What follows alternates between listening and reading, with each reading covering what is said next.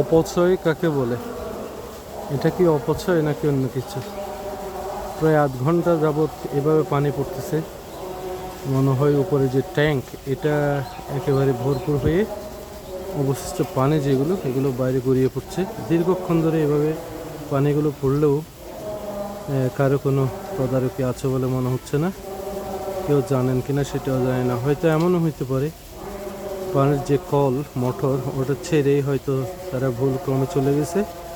নয়তো চরম অবহেলা এখানে যারা আছেন স্থানীয়, এই মুহূর্তে যারা এখানে অবস্থান করছেন প্রত্যক্ষদর্শী তারা বলছেন এটাও একটা অনিয়ম। এই অবহেলার দায়ভার নেবে কি? এভাবে পানি অপচয় করা কি ঠিক? এখানকার যারা স্থানীয়রা এদিকে আসা যাওয়া করছেন তারা কিন্তু এই কথাই বলছেন। আমি নিজেও বলছি অবশ্য। আমি একটু উপাস থেকেও দেখানোর চেষ্টা করব।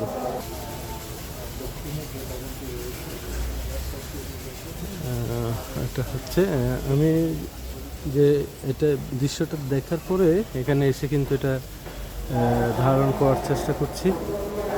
এটা ধারণ করে এটা আপনাদেরকে দেখানোর চেষ্টা করছি। তো এটা হচ্ছে অ্যাকচুয়ালি যে উপজেলা পরিষদ, হ্যাঁ, পল্লী সঞ্চয় ব্যাংক যেটা আছে, পল্লী সঞ্চয় ব্যাংক উপজেলা পরিষদের ভিতর ঠিক তার দক্ষিণ পাশে।